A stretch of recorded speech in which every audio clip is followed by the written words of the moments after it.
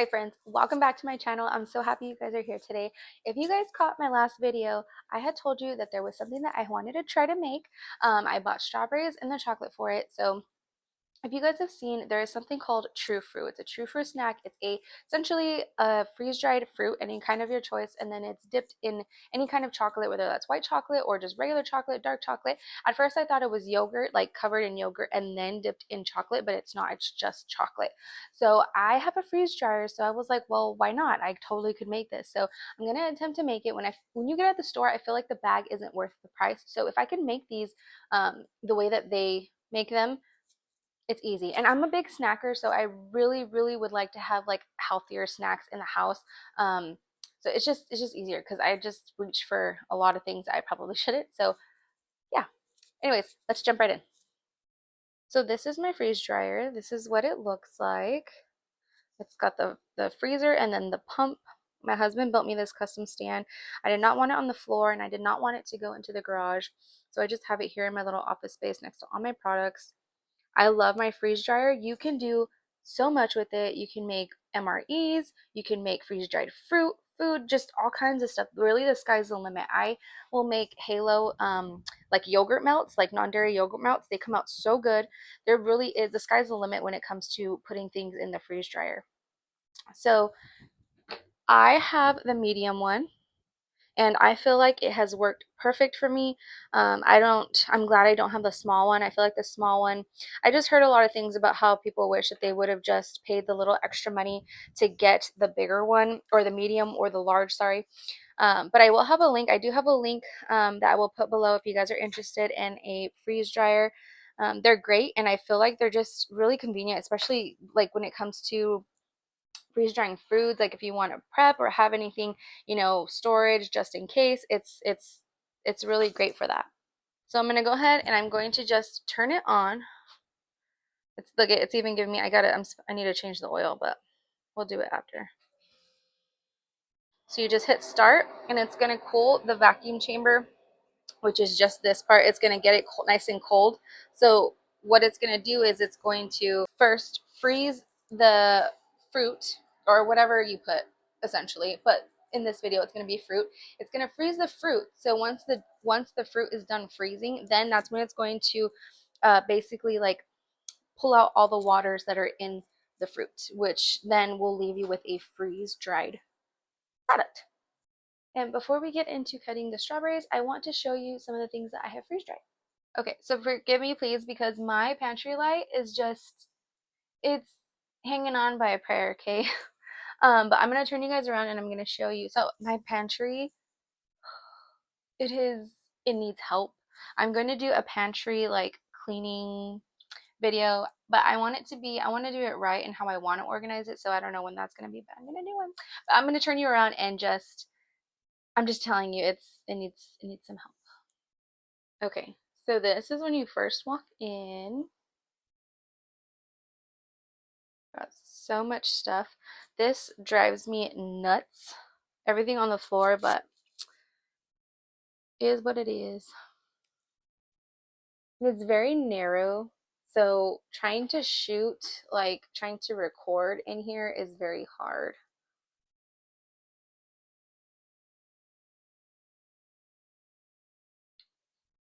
So I tried to do when I was, let me back up a little bit. So the last time that I had reorganized my pantry, I left this whole shelf for all the things that I've canned and all the stuff that I freeze dried. My bone broth, I'm so proud of it. I'm actually running out. I need to do some more. But so starting over here, sometimes guys, I don't even label. Oh, look, that's basil from our garden. This is, looks like kale. These are onions, the onion tops. That's dill. This cabbage. That is zucchini that I freeze dried, but I made into zucchini powder. These are some peppers from our garden that I just freeze dried, and I will use these actually to make like a powder whenever I want to spice up a dish. Some bell pepper, celery, corn. I actually use this quite often. And then some hash browns. When I made those, I kind of have to redo it because I didn't do it right. I overcooked the potatoes, so whenever I rehydrate them, whenever you rehydrate them, they're going to go back to the state of when they were first freeze dried. So if they were too soggy, it's going to go back to being too soggy. If they were not cooked enough, they're going to go back to being not cooked enough. So this, I believe, is orange powder that I forget that I have. Or no, actually, sorry, it's lemon powder that I forget I have that I can make lemonade out of. I need to start using that because I totally forgot I had that. Some lemons and some oranges. And then I believe that those are plums. I made some, trying to make some for somebody, and they just didn't come out good. Sometimes when you freeze dry things, there's certain textures, or it just sometimes certain foods don't come out as great and some do. So you just kind of got to learn what works for you and what doesn't. And then these are just different vegetables. This is carrot, that one's beet, that one's celery. I know it's purple, but when I juiced it, all the colors kind of entwined. That's what I use to make like a juice, like a hydrating juice. So yeah, not a big stock, but it's stuff that I use. So I do want to kind of expand this year. I also need to kind of expand my canning. I've been out of beans for like ever. I need to can some beans and just kind of restock on a lot of things, especially like my bone broth, vegetable broth, beef broth, all the things. So yeah. Okay, let's go cut up some strawberries. So I'm going to go ahead and get my strawberries washed. And I usually, not usually, I always, whenever I'm washing any fruit or produce, I always use my, my water filter. And we love this thing. I'm actually going to link it for you guys if you guys are interested in like a water filter, but don't want to invest in the thousands and thousands of dollars that some of them cost. We actually really love it, and the taste is really, really good. It doesn't have doesn't leave any kind of like faucet water taste. I'm actually going to put these in some baking soda really quick and just let them soak, and then we'll come back in a little bit.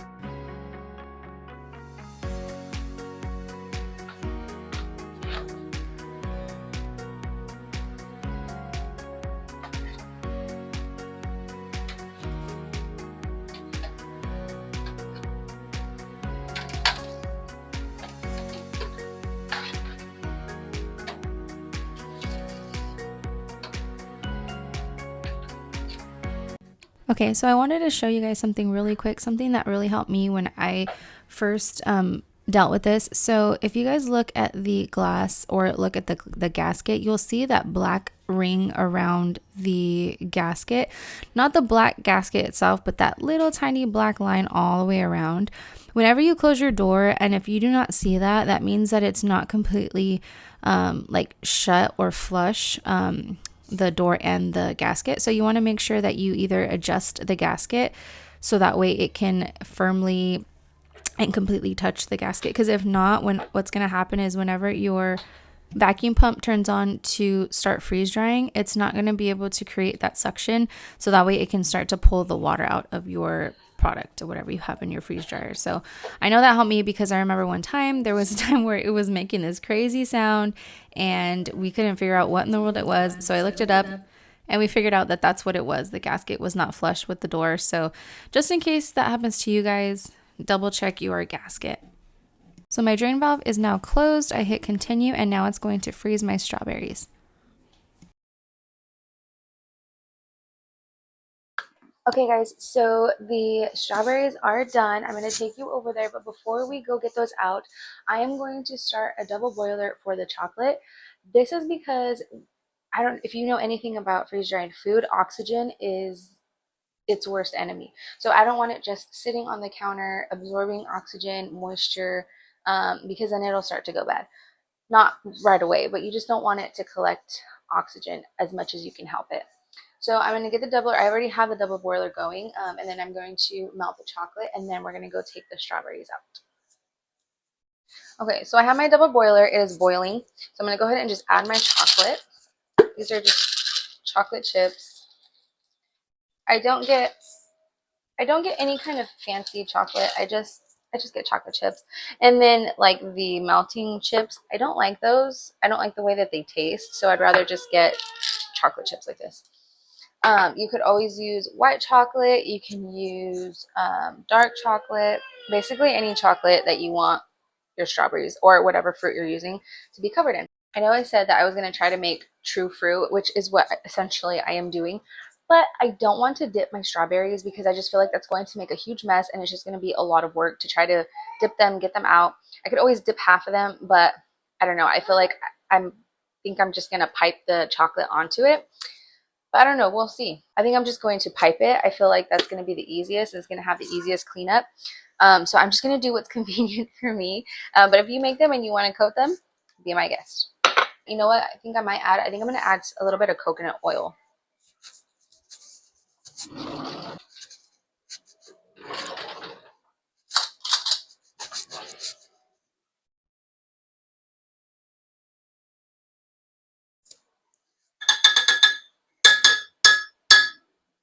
All right. Okay, so it is done drying. So I gave it an extra, I want to say like maybe 20, 30 hours. It was done the next day that I put it in. And whenever I am freeze drying anything, I will always, always, always give it either one extra day or 2 extra days, depending on what it is. And so I want to say I gave this an extra day. Yeah, I want to say I gave it an extra day. So now all I'm going to do is, because it says extra dry time, that just means it's done drying. So now it's just doing extra dry time. And you go into your freeze dryer and you program however much extra dry time you want to give whatever is in your freeze dryer. Now that's just a standard time. So what I do is I just give it 24 hours just in case I have to leave the house, and let's say if I put it for 2 hours and I can't get back in time, it'll mess it all, like it'll mess up it won't mess your freeze dryer up, but it'll mess up what you have freeze dried. So you just want to make sure that you give it enough time. So I just always put 24 hours because you could always cancel it. So I'm just going to cancel. And now what I'm going to do is, in order to open it, we have to open the drain valve, which is over here.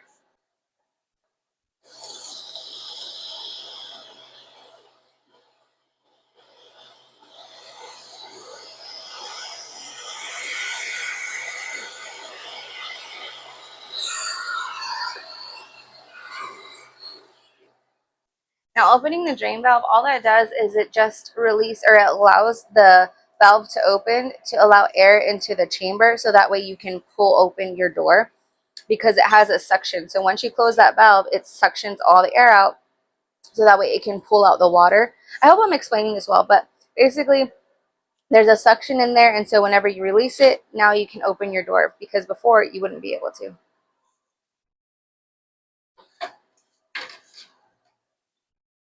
This is what they look like.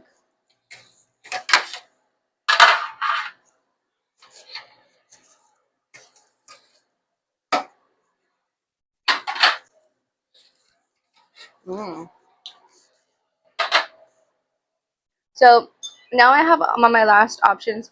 You can either defrost it, and so it has a more dry time, so you can cancel it. Check your food to see if it's done or not. You can either use like a temperature gun. People weigh their stuff. Basically, if you need more dry time, you can do more dry time. Or you can set the freeze dryer to defrost on its own. I don't do that. I just do no defrost, because then it's you don't waste as much energy, and I just let it defrost on its own.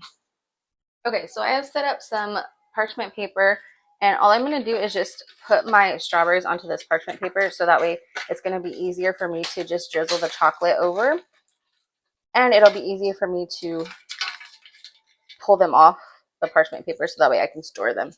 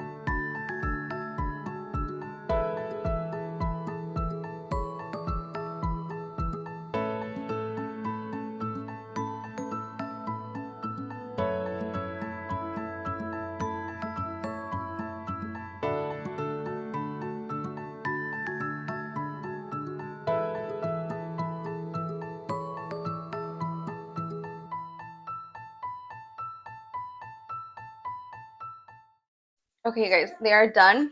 They look so good. I'm gonna give me a big piece.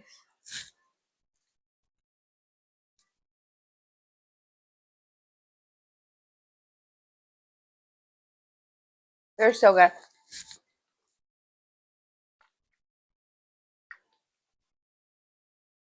They literally taste just like a chocolate covered strawberry. They are chocolate covered strawberries, but they definitely have a different texture, obviously.